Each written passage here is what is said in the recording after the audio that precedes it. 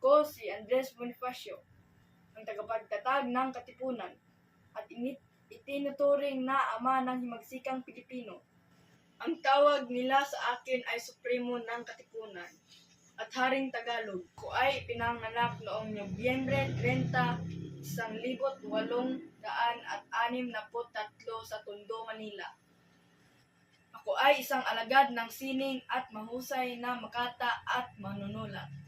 Tinatag ko ang mapanghimagsikan na kataas-taasang kagalang-galangang na katipunan ng mga anak ng bayan o kilala sa tawag na KKK noong Hulyo 7, 1892,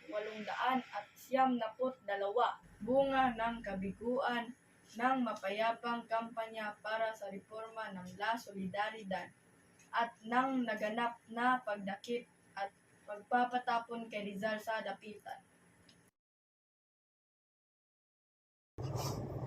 Napakarami na ang naging biktima ng Espanyol at mas marami pa ang mamamatay kapag hindi natin pinigilan ang kanilang pang-aapi.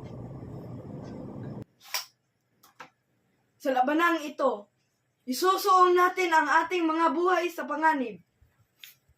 Ilang araw mula ngayon, sa gabi ng 29, sisimulan natin ang revolusyon.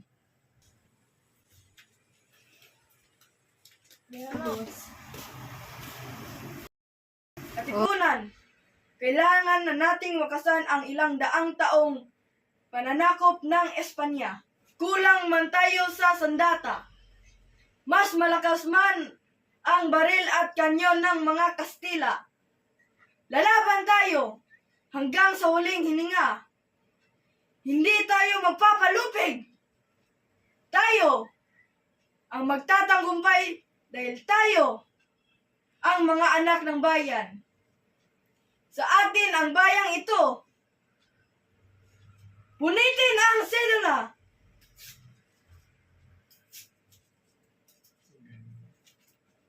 Mabuhay ang Katipunan!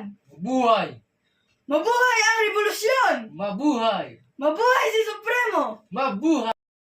Ako nga po pala si Paul Gerald S. Bigares na nag-aaral sa Liceo de Cagayan University, Grade 7, Lopezina.